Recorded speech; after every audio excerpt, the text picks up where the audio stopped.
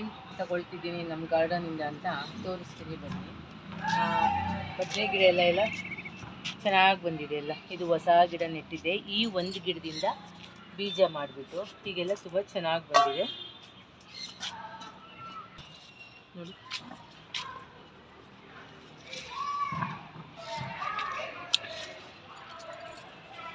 ಹೊಸ ಗಿಡ ಬೇಗನೆ ಕಾಯಿ ಬಿಟ್ಟಿದೆ.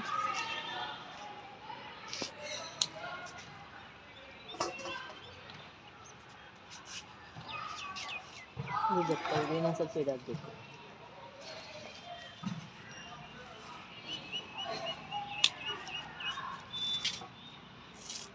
ಹಾಗೆ ಈ ಕಡೆಯಿಂದನೂ ಸುಮಾರು ಒಂದು 4 ಗಿಡ ಅಷ್ಟೇ ಇವಾಗ ಹಾಕ್ಕೊಂಡಿರೋದು. ತುಂಬಾ ಕಾಯಿ ಚೆನ್ನಾಗಿ ಬಿಡ್ತಾ ಇದೆ. ಹಾಗೆ ಟೊಮೊಟೊ ಕೂಡ ತಗೊಳ್ತಾ ಇದ್ದೀನಿ. ಟೊಮೊಟೊನು ಚೆನ್ನಾಗಿ ಬರ್ತಿದೆ. ಸುಮಾರು ಒಂದು 4-5 ಗಿಡಗಳು. ಈಗ ಏನಪ್ಪ ಅಂದರೆ ನಾನು ಗೊಬ್ಬರ ಹಾಕಿರ್ತೀನಲ್ವ, ಆ ಗೊಬ್ಬರದಲ್ಲೇ ಸೊಸಿ ಹುಟ್ಟಿ ಟೊಮೊಟೊ ಬಿಡ್ತಿರೋದು. ನಾನೇನು ಇದನ್ನ ಸಪ್ರೇಟು ನೆಡಕ್ಕೆ ಹೋಗಲ್ಲ. ಇಲ್ಲೆಲ್ಲ ನೋಡಿ, ಇದು ಎಷ್ಟು ಚೆನ್ನಾಗಿ ಕಾಯಿ ಬಿಡ್ತೀನಿ. ಅಂದರೆ ಇದು ಆಲ್ರೆಡಿ ನಾನು ಈ ಗಿಡದಲ್ಲಿ 1 kg ಅಷ್ಟೇ ಟೊಮೊಟೊ ಕಿತ್ತಿದ್ದೀನಿ. ಕೀಳ್ತಾನೆ ಇದ್ದೀನಿ, ಅದು ಬರ್ತಾನೆ ಇದೆ. ಸುಮಾರು 1 kg ಅಷ್ಟು. ಇದನ್ನೇ ನಾನು ನೆಟ್ಟಿದ್ದಲ್ಲ. ಈಗ ನಾನು ಅಡುಗೆ ಮನೆಯದೆಲ್ಲ ತಂದಿಲ್ಲಿ ಹಾಕಿರ್ತೀನಲ್ವ, ಅದರಲ್ಲಿ ಬರೋವಂಥದ್ದು. ಅಡುಗೆ ಮನೆ ಕಸಿನಲ್ಲಿ ನಾನು ಹಾಕಿರೋವಂಥದ್ರಲ್ಲೇ ಗಿಡ ಹುಟ್ಟಿ ಇದು ಮಂಗಳೂರು ಸೌತೆಕಾಯಿ ಬಿಟ್ಟಿದೆ. ಸಾಮಾನ್ಯವಾಗಿ ಇದ್ರದ್ದು 1-2 ನನಗೆ ಯಾವುದಾದ್ರೂ ಒಂದೊಂದು ಕಾಯಲ್ಲಿ ಗಿಡದಲ್ಲಿ ಬಿಡ್ತಾನೆ ಇರುತ್ತೆ. ಈ ಸಲ ಏನು ಮಾಡಿದೆ, ಸ್ವಲ್ಪ ಬಲೀಲಿ ಬೀಜ ಮಾಡ್ಕೊಂಡು ಚೆನ್ನಾಗೆ ಹಾಕ್ಕೊಳ್ಳೋಣ ಅಂಥೇಳಿ ತೆಗೆದಿದ್ದೀನಿ. ನೋಡಿ ಎಷ್ಟು ದಪ್ಪ ಇದೆ, ಎಷ್ಟು ಚೆನ್ನಾಗಿದೆ. ಈಗಲೂ ಇಲ್ಲೆಲ್ಲ ಸಣ್ಣ ಈಚ್ಗಳು ಬಿಟ್ಟಿದೆ. ಸ್ವಲ್ಪ ಹಬ್ಕೊಂಡ್ರೆ ಚೆನ್ನಾಗಿ ಬರುತ್ತೆ. ಈಗ ಒಂದು ಬಿಟ್ಟಿದ್ದಲ್ಲ, ಇದನ್ನು ನೋಡ್ತೀನಿ.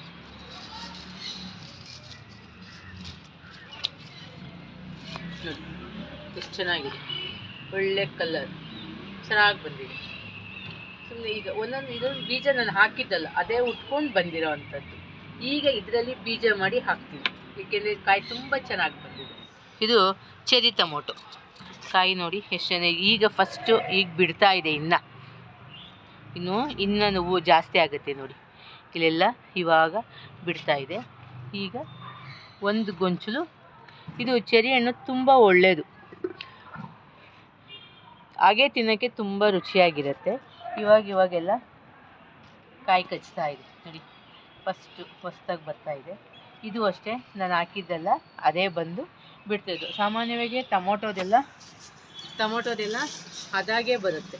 ಬಂದಿರೋದನ್ನು ಕೆಲವನ್ನ ಕಿತ್ತು ಬೇರೆ ಕಡೆ ನೆಡ್ತೀನಿ, ಇಲ್ಲಾಂದರೆ ಕೆಲವು ಅದೇ ಪಾಟಲ್ಲೇ ಬಿಟ್ಬಿಟ್ಟಿರ್ತೀನಿ. ಅದರಲ್ಲೇ ಟೊಮೊಟೊ ಸಿಗುತ್ತೆ ಚೆನ್ನಾಗಿ. ಇದಿಷ್ಟು ಹಾರ್ವೆಸ್ಟ್ ಮಾಡಿದೆ. ಇವಾಗ ಸಾಂಬಾರಿಗಾಗುತ್ತೆ ಇದು ಇವತ್ತು. ಇದು ಅಷ್ಟೇ ನೋಡಿ, ಕೀರೆ ಸೊಪ್ಪಿಂದು ಎಲ್ಲ ಬೀಜಕ್ಕೆ ಬಿಟ್ಟಿದ್ದೀನಿ. ಇದೊಂದು 4 ದಿನ ಆದಮೇಲೆ ತೆಗೆದುಬಿಟ್ಟು ಸ್ವಲ್ಪ ಒಣಗಿಸಿ ಬೇರೆ ಪಾಟಿಗೆ ಉದುರಿಸಿದ್ರೆ ಅದೇನೇ ಇದು ಬರುತ್ತೆ.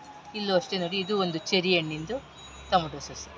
ಹೀಗೆ ಒಂದೊಂದು ಅಲ್ಲಲ್ಲೇ ಬಿಡ್ತಾ ಇರುತ್ತೆ. ಇದು ಅಷ್ಟೇ.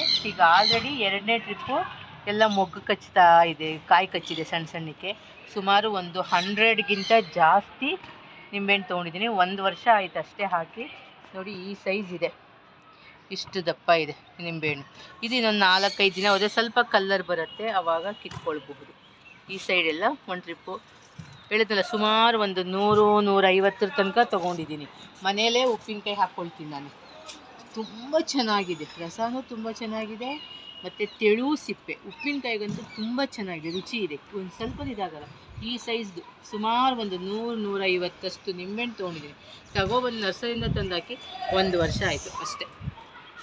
1 ವರ್ಷಕ್ಕೆ ಬೇಗ ಫಲ ಬಿಟ್ಟಿದೆ. ಇದು ಅಷ್ಟೇ, ದಾಳಿಂಬೆನೂ ಅಷ್ಟೇ ನಾವು ತಿಂದು ಹಾಕಿರೋದ್ರಲ್ಲಿ ಬೀಜದಲ್ಲಿ ಉಟ್ಕೊಂಡಿರುವಂಥದ್ದು. ಸಾಮಾನ್ಯವಾಗಿ ಇಷ್ಟು ಏನಾಯ್ತಂದರೆ ಸಣ್ಣ ಮೊಗ್ಗು ಕಾಯಿ ಹಾಕ್ಬಿಟ್ಟು ಉದುರೋಗ್ತಾ ಇತ್ತು. ಈಗ ಸ್ವಲ್ಪ ಜಾಸ್ತಿ ಬಿಡ್ತಾ ಇದೆ, ಏಕೆಂದರೆ ಎಳೆ ಗಿಡ ಇತ್ತಲ್ವ ಅದು. ಹೀಗೆಲ್ಲ ಚೆನ್ನಾಗಿ 2-3 ಕಸ್ತಾ ಇದೆ. ದಪ್ಪ ಆದಮೇಲೆ ತೋರಿಸ್ತೀನಿ. ಇದು ಕೂಡ ನಾವು ತಿಂದು ಹಾಕಿರೋ ಹಣ್ಣಲ್ಲೇ ಹುಟ್ಟಿರೋದು.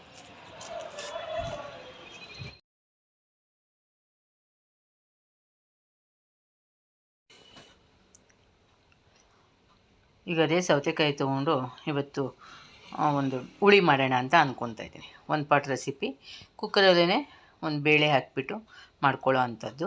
ಈಗ ಮೇಲ್ಗಡೆ ಸಿಪ್ಪೆ ಎಲ್ಲ ತೆಗೆದಿದ್ದೀನಿ ನಾನು. ಅದನ್ನೆಲ್ಲ ಮೇಲ್ಗಡೆ ಸಿಪ್ಪೆ ಮತ್ತು ಒಳಗಡೆ ತಿರುಳು ಎರಡೂ ಕೂಡ ತೆಕ್ಕೋಬೇಕು. ಏನಾಗುತ್ತೆ, ನಾವೇ ಫ್ರೆಶ್ಶಾಗಿ ಮಾಡೋದ್ರಿಂದ ಸಾಂಬಾರು ತುಂಬ ರುಚಿಯಾಗಿರುತ್ತೆ, ಭಾಳ ಟೇಸ್ಟು ಇರುತ್ತೆ. ಜೊತೆಗೆ ನಮ್ಮದೇ ಗಾರ್ಡನಲ್ಲಿ ನಾವು ಬೆಳೆದಿದ್ದೀವಿ ಅನ್ನೋ ಒಂದು ಖುಷಿ ತುಂಬ ಇರುತ್ತೆ. ಈಗ ನೋಡಿ, ನಾನಿಲ್ಲಿ ಬೀಜನ ನಾನು ಸ್ವಲ್ಪ ಕಾಯಿನ ಬಲಿಯೋಕ್ಕೆ ಬಿಟ್ಟಿದ್ದೆ, ಬೀಜ ಮಾಡ್ಕೊಳ್ಳೋಣ ಅಂತ. ಏಕೆಂದರೆ ಕಾಯಿ ತುಂಬ ಚೆನ್ನಾಗಿ ಬಂದಿತ್ತಲ್ವ, ಅದನ್ನು ಸಪ್ರೇಟ್ ಒಂದು ಬೀಜ ಮಾಡಿಕೊಂಡು ಹಾಕೋಣ ಅಂಥೇಳಿ. ಈ ಬೀಜನ ಹಾಕಿ ಮತ್ತೆ ನಿಮಗೆ ನೆಕ್ಸ್ಟ್ ಇದು ಹೇಗೆ ಬಂತು ಅಂತ ತೋರಿಸ್ತೀನಿ. ನಾವು ಒಂದೊಂದ್ಸಲಿ ಕೆಲವು ಬೀಜಗಳನ್ನ ಅಂಗಡೀಲಿ ಕೊಂಡ್ಕೊಂಡು ಬರೋದು ಬೇಕಾಗಿಲ್ಲ, ನಮ್ಮ ಮನೆಯಲ್ಲೇ ನಾವೇ ಮಾಡ್ಕೋಬೋದು. ನಾನು ಸಾಮಾನ್ಯವಾಗಿ ಅಡುಗೆ ಮನೆಯಿಂದ ಎಲ್ಲನೂ ನಾನು ಟೆರೇಸಲ್ಲೇ ಹಾಕ್ಕೊಳ್ತೀನಿ. ನಾನು ಒಂದು ಸ್ಟೋರ್ ಮಾಡ್ಕೊಳ್ಳಿ, ಗೊಬ್ಬರ ಥರನೂ ಆಗುತ್ತೆ ನನಗೆ. ಕೆಲವು ಟೈಮಲ್ಲಿ ಪಾಟ್ಗಳಿಗೇ ಮಣ್ಣಿನ ಜೊತೆನೇ ಮಿಕ್ಸ್ ಮಾಡಿ ಹಾಕ್ತೀನಿ. ನೋಡಿ, ಇಲ್ಲಿ ಬೀಜ ನನಗೆ ಎಷ್ಟು ಬಲ್ತಿದೆ, ಎಷ್ಟು ಚೆನ್ನಾಗಿ ಬಲ್ತಿದೆ ಬೀಜ. ಇದನ್ನು ಸ್ವಲ್ಪ ಒಣಗಿಸ್ಬಿಟ್ಟು ನಾನು ಮಾಡ್ತೀನಿ, ಮಾಡಿ ನಿಮಗೆ ತೋರಿಸ್ತೀನಿ ಇದನ್ನು ಹೇಗೆ ಮಾಡ್ಕೋಬೋದು ಅಂತ. ಆವಾಗ ನೀವು ಮನೆಗಳಲ್ಲೇ ಎಷ್ಟೋ ಅಂಗಡಿಗೆ ಹೋಗಿ ಬೀಜಗಳು ಕೊಂಡ್ಕೊಂಡು ಬಂದು ಮಾಡ್ಕೊಳ್ಳೋದಕ್ಕಿಂತ ನೀವು ತರಕಾರಿ ಅಂಗಡೀಲಿ ತೊಗೊಳ್ಳೋ ಅಂಥ ವಸ್ತುನಲ್ಲೇ ನಾವು ಹೇಗೆ ಬೀಜ ಮಾಡ್ಕೋಬೋದು ಅಂತ. ಈಗ ಒಳಗಿನ ತಿರುಳು ಎಲ್ಲ ತೆಗೆದು ಸಣ್ಣಕ್ಕೆ ಕಟ್ ಮಾಡ್ಕೊಳ್ತೀನಿ.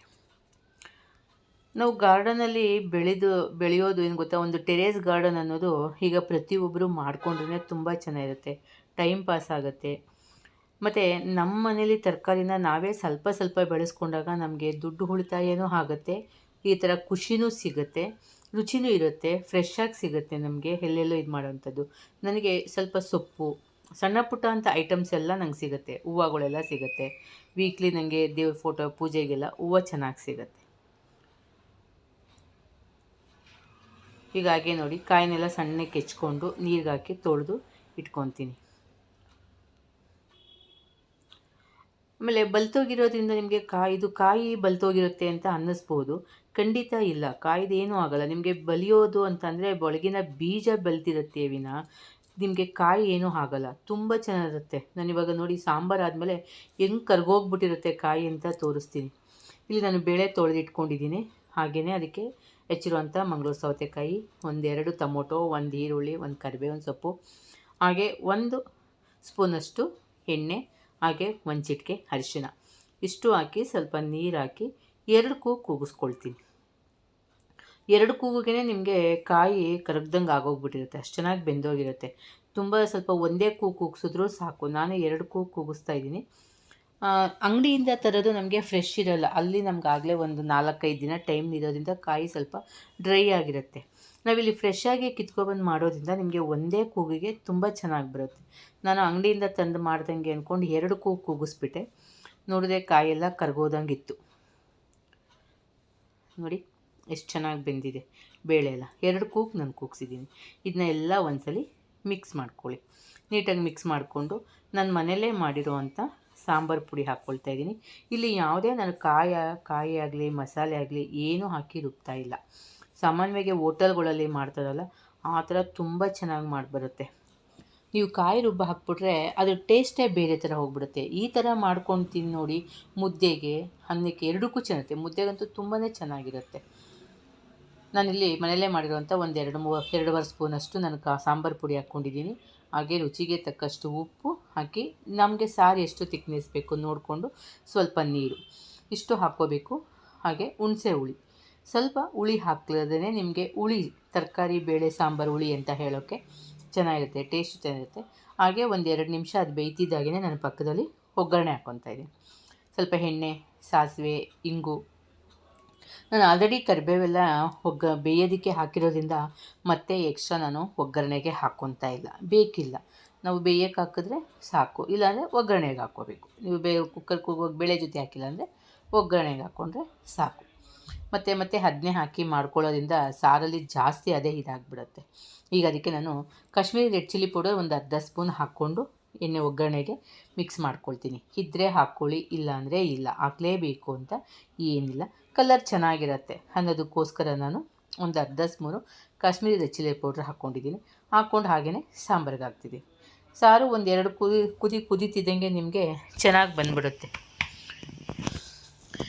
ಈಗ ಇದಕ್ಕೆ ಸ್ವಲ್ಪ ಕೊತ್ತಂಬರಿ ಸೊಪ್ಪು ಮಿಕ್ಸ್ ಮಾಡ್ಕೊಳ್ಳಿ. ಒಳ್ಳೆ ಮಂಗಳೂರು ಸೌತೆಕಾಯಿ ಸಾಂಬಾರು ಹುಳಿ ಸಿದ್ಧ ಆಯಿತು. ಎಷ್ಟು ಚೆನ್ನಾಗಿರತ್ತೆ ಅಂತ ನೀವು ಒಂದ್ಸಲಿ ಮಾಡಿ ತಿಂದು ನೋಡಿ. ಈ ಟೈಪಲ್ಲಿ ಯಾವುದೇ ಕಾಯಿ ಹಾಕಿ ಮಸಾಲೆ ರುಬ್ಬದೇ ಇದ್ದಾಗ ನೀವೇ ನನಗೆ ಹೇಳ್ತೀರಾ, ಮೆಸೇಜ್ ಹಾಕ್ತೀರಾ ಎಷ್ಟು ಸೂಪರಾಗಿತ್ತು ಅಂತ.